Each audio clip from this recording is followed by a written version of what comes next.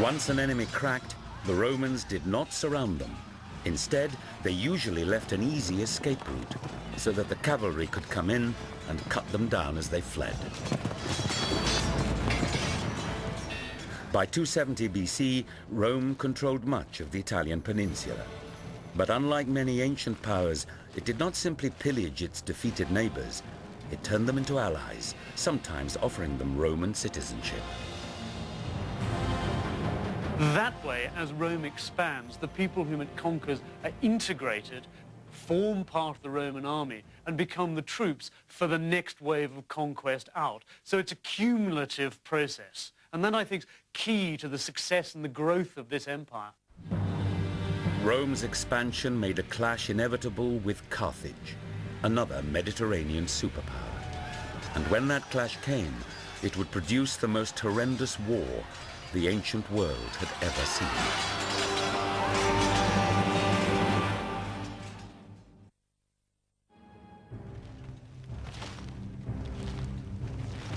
Rome's expansion in the 200s BC brought it into conflict with another empire across the Mediterranean. The city of Carthage, in modern-day Tunisia, commanded an empire stretching across northern Africa. In 264 BC, Rome and Carthage began fighting over control of Sicily, where Carthage had colonies.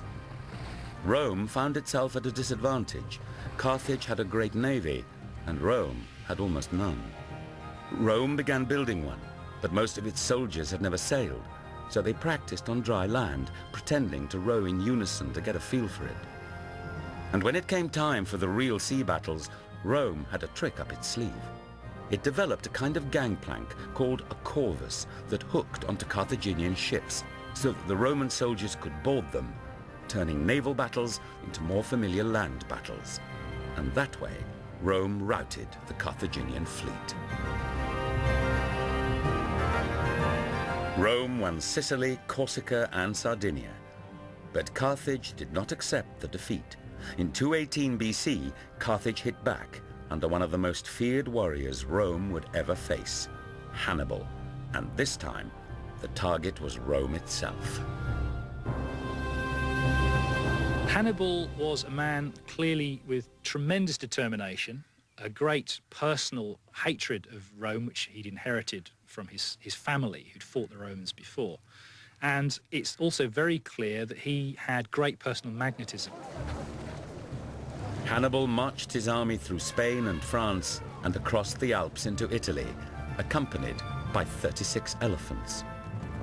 Most of Hannibal's elephants died on the journey over the Alps. In fact, his elephants played absolutely no role in the subsequent campaign. Nevertheless, they represent the skill and boldness that Hannibal portrayed in coming over the Alps so early in the campaigning season and surprising the Romans. With the help of Celtic warriors who joined him on the way, Hannibal won early victories against Roman legions sent to meet him. Then, in 216 BC, came a major showdown at Cannae in southern Italy. Hannibal had about 40,000 troops, while the Romans and their allies had nearly twice that number. But Hannibal was a master tactician. When the Roman legions made their usual thrust towards his center, Hannibal let them advance and then encircled them. It was a disaster for the Roman army. Some 50,000 Romans and allies were killed. There was panic in Rome, with cries of "Hannibal is at the gates." But Hannibal was never able to capture Rome, because Rome's ingenious policy of creating allies paid off once again. What defeats Hannibal is the fact that the Romans have got 8, 9, 10 times as many men able to be impressed into the army as Hannibal has got. And they can lose 50,000 men in a day, and they keep on fighting because they've got the manpower. No other state in the ancient world could ever achieve anything like that. Rome practiced total war against Hannibal. As an emergency measure, it called up every available man, even slaves, and sent legions to Carthage-held Spain to stop supplies and reinforcements from reaching Hannibal. The wars on this scale are fights for survival, literally for survival. If you lose these kind of wars in the early period, your city is destroyed, your women and children are dispersed across the Mediterranean world. That's the end of it. All societies are destroyed if battles are lost. It took 15 years of fighting before Hannibal was forced out of Italy. He returned to Carthage to defend it against a counterattack by the Romans, who finally defeated Hannibal in 202 BC. But despite the victory, Rome maintained a paranoid fear of Carthage and provoked a third war in 149 BC. It took the Roman legions 3 years to breach Carthage's huge city walls, and then the Romans slaughtered unknown thousands of Carthaginians and sold 50,000 survivors into slavery. Finally, the Romans leveled the city, plowed it into the ground, and according to legend, sowed it with salt, so that nothing would ever grow there again. Any Roman army was capable of extreme brutality, particularly in the sack of a city which had resisted them, and which they then managed to break into. Under those circumstances, it seems to have been normal Roman practice, almost policy, to slaughter absolutely everybody and everything, including animals. Everybody was just chopped to pieces. It was absolute carnage. After defeating Carthage, Rome also added Greece as a province, after destroying the city of Corinth. Many other conquests followed, so that by 100 BC, Rome was undisputed master of the Mediterranean. The Romans justified their expansion in a way that many modern-day politicians would understand. They always convinced themselves that they fight defensive wars. No Roman war, no matter how offensive or imperialist it might look to us, to the Romans it was always a matter of defense, always fending off an attack. So in a sense, that's how they justified a Mediterranean conquest. As rulers of a rapidly expanding empire, the legions had to get used to a lot of traveling, and that meant travel on foot. When Roman soldiers marched, they carried up to 50 pounds of equipment on their backs, including weapons, armor, cooking utensils, rations, and tools for building a temporary camp. Most armies relied on natural defenses, but the Romans carried the tools to build a new camp wherever they were, a new one each day, if necessary. They dug a defensive ditch around the whole camp, 5 feet wide and 3 feet deep, then built a palisade with the stakes they carried with them. It was as though the Romans had their own fortified city wherever they went. The primary purpose of a Roman marching camp is psychological rather than military. It's the idea that in enemy territory, every night you make a small city in what is not your territory. And the enemy look on, seeing their territory pockmarked by the advance of Roman armies. The camps were a typical example of the Roman passion for order. Every camp had an identical plan. Each leather tent was put up in the same place each time, so that the soldiers knew exactly where they were. The soldiers had a great sense of security during the night. They knew exactly where their officers were, and the fact that their comrades were guarding them as well. The Roman obsession with order extended to the discipline of the troops. Camp sentries who fell asleep could be stoned to death for having endangered the whole regiment.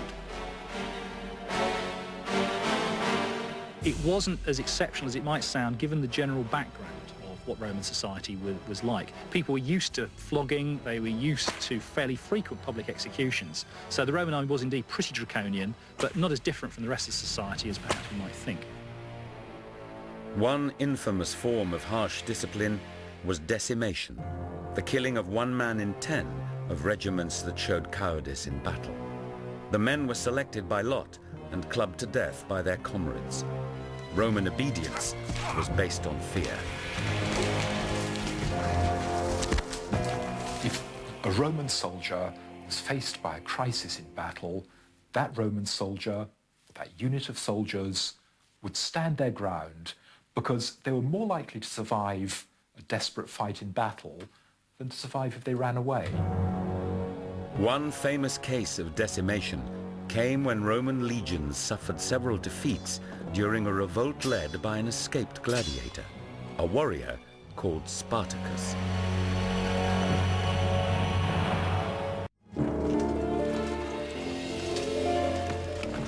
The Roman army was so busy conquering and building an empire on foreign soil that it had no standing army back home in Italy, and that left it open to surprise attack. That was what happened in 73 BC in a revolt led by a foreign slave named Spartacus, who'd been forced to become a gladiator. Conditions for all slaves were relatively cruel and brutal, and particularly for gladiators who were kept chained in barracks and were brutally treated. Spartacus led his fellow gladiators in a revolt against their conditions and was soon joined in the uprising by slaves from the countryside. Millions of slaves were brought back into Italy, and a lot of them were prisoners of war, a lot of them were ex-warriors. And therefore, although many of them were kept in barracks and many of them were trained to be gladiators, they were a potential security risk. Because there were no legions stationed in Italy at the time, new legions had to be quickly raised and trained. But Spartacus and his men, using guerrilla tactics, defeated each legion sent to meet him, and his band remained at large in Italy for 3 years. The Roman Senate finally gave the nobleman, Marcus Crassus, the power to quell the revolt. To show he was serious, he began by decimating 2 of the legions that had lost to Spartacus, then raised 6 new legions and met the Spartacans in open warfare. Their tactics were so unconventional. They refused to give battle until the very end in a conventional way. They confounded the expectations of the generals and the armies sent against them. In a sense, their mistake and what lost them their final battle was to behave like Roman soldiers, to fight a conventional pitched battle. Had they stuck to guerrilla warfare, their revolt might have been even more effective than it was. The legions defeated the rebel army and killed Spartacus. And then Crassus lined the Appian Way outside Rome with 6,000 crucified Spartacans, a lesson to anyone who opposed Rome and her army. In the early days of the Roman army, soldiers were called away for only a few months at a time, between spring and harvest time. But the expanding empire meant long campaigns overseas, and for property owners, the only men eligible for the legions, military service became an ever-increasing hardship. By 100 BC, Rome had about 130,000 men in uniform. 1 Roman man in 8 was a soldier. And he was required to do 6 years of service in one stretch and a maximum of 16 years over his lifetime. The legions needed a bigger pool of manpower to draw upon, and the man who made it possible was the consul Marius, himself a great general. Twice he had saved Rome from invasion with victories over German tribes. In the fields near Aix-en-Provence in southern France in 102 BC, Marius's army killed so many Germans, 100,000 by one account, that farmers had bumper crops for years afterwards because of the blood and bones in the soil.